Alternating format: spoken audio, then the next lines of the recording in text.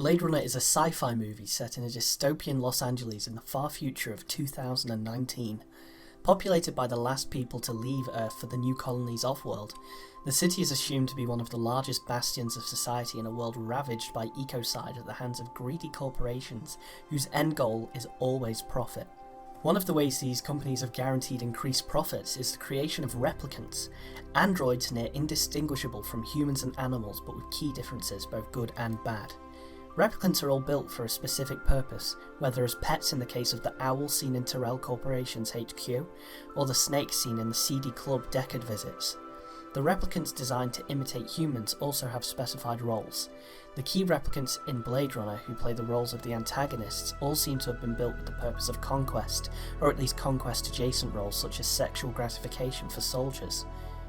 These replicants are built for the jobs that humans can't do, or in many cases don't want to do. At first impression, this doesn't seem like such a bad thing, having a robot in place of a human, but these robots have become so advanced that they are almost human, and capable of evolving into something that would essentially be human, making the benefit of using a replicant to protect a human life significantly diminished. The designers of the replicants created them without the ability to feel emotion, so that they would not be capable of feeling used or enslaved. However, the creators accurately surmised that as the replicants were highly advanced, they would eventually gain access to the full emotional spectrum after 4 years, meaning that they would become harder to control. The solution that creators came up with is not a good one, having the replicants die after only 4 years. However, this 4-year prediction is also inaccurate, and likely a result of corporate greed trying to squeeze an extra year of service out of what is essentially to them a production asset, as many of the replicants developed human emotion earlier. If this was an isolated incident, it would be an understandable oversight, but the fact that the protagonist Rick Deckard is a Blade Runner and not a standard policeman proves that this has happened before, as a dedicated task force was created to decommission replicants, a term used in place of execution, a term coined to further dehumanize the life created by the Tyrell Corporation. This is another film where ultimately the villain is right. The world in which the characters were born and made is ravaged by the greed of corporations and the corruption of governments, something further seen by the fact that these replicants have been outlawed, the entire reason why they are hunted and executed. And yet the Tyrell Corporation continues to make them and not declare them to the government, allowing them to live and work freely in LA. The corporation also didn't have to make the replicants so realistic. When the replicants are killed, there's no wires or metal endoskeleton, there's blood, gore, and more importantly, pain.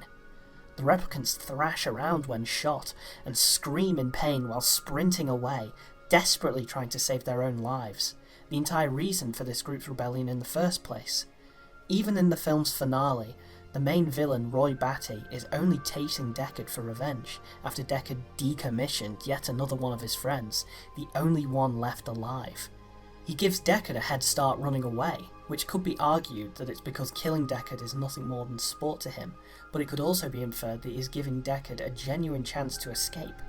Throughout his fight with Deckard, he also never attempts to grab a weapon of his own, citing that it wouldn't make it a fair fight and it's unfair that Deckard uses a gun.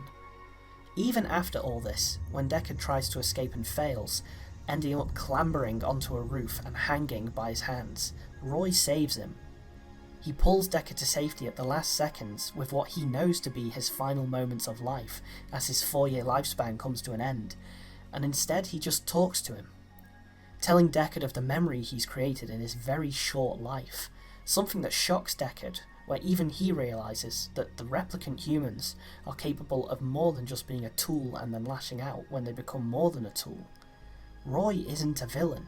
He is a scared 4-year-old who has spent his entire life in off-world military campaigns, and when he finally gains sentience, he is already close to death. He is guilty of killing 20 humans off-world, but we are only told this through a police report told to Deckard by the corrupt institute that decides what is and isn't a crime, and more importantly, what is and isn't a life. Roy is simply a person who has already seen so much, and deservedly wants to see more.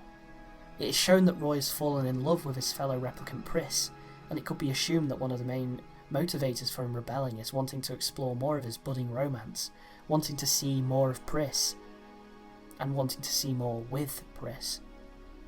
He only gives up on his conquest when Pris dies, with himself dying very shortly after, but not before choosing to save a life instead of taking one.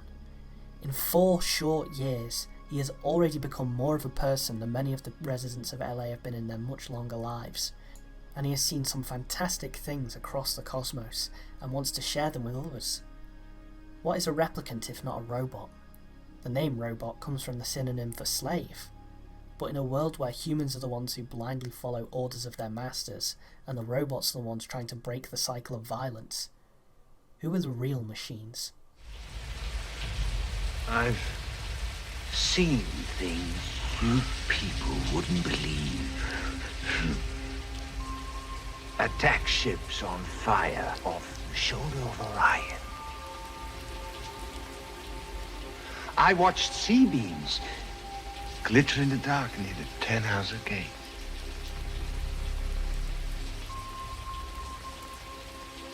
All those moments will be lost in time, like tears in rain. Time